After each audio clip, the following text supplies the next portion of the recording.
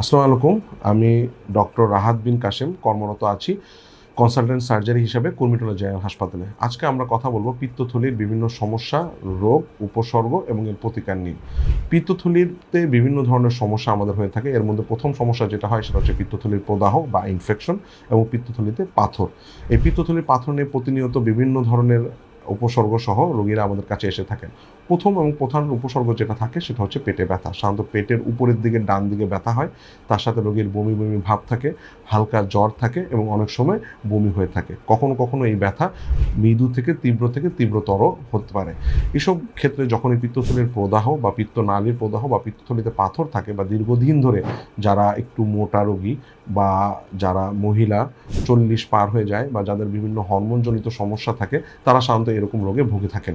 এইসব ক্ষেত্রে দেখা যায় রোগী আমাদের কাছে যখন আসে তখন তার ব্যথা মৃদু থেকে তীব্র এবং তীব্রতর হয়।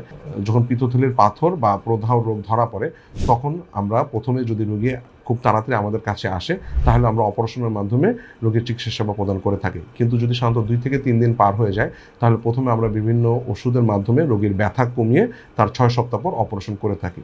পিত্তথলির অপারেশন বিভিন্নভাবে করা যায়। আগে সাধারণত করা হতো পেট কেটে, এখন সাধারণত আমরা পেট ছিদ্র করে ল্যাপারোস্কোপির মাধ্যমে পিত্তথলির পাথর অপারেশন করে থাকি, যা খুবই সহজ এবং কস্ট ইফেক্টিভ। এছাড়াও আমাদের রোগীদের মধ্যে একটি ভ্রান্ত ধারণা বিরাজমান আছে যে পেট ছিদ্র করে বা পেট ফুটো করে অপারেশন করলে সাধারণত পুরো পিত্তথলিটি আনা হয় না, যে ধারণাটি একদমই সঠিক নয়। সাধারণত পেট ছিদ্র করে বা পেট কেটে যেভাবেই করা হোক সাধারণত পিত্তথলি পুরোটাই নিয়ে আসা হয় এবং এই ক্ষেত্রে 2 অপারেশনের মধ্যে সাধারণত কোনো পার্থক্য হয় না। তো সুতরাং ল্যাপারোস্কোপিক সার্জারির মাধ্যমে বা পেট ফুটো করে পিত্তথলির পাথর অপারেশন করলে কোনো ভয় বা কোনো শঙ্কার কোনো কিছু নেই। সুতরাং যাদের এই পিত্তথলির সমস্যা আছে বা যারা পিত্তথলির সমস্যায় ভোগেন তারা উন্নত চিকিৎসা সেবার জন্য যোগাযোগ করতে পারেন আমার এবং আমার বিশেষজ্ঞ সার্জারি টিমের সাথে। ধন্যবাদ।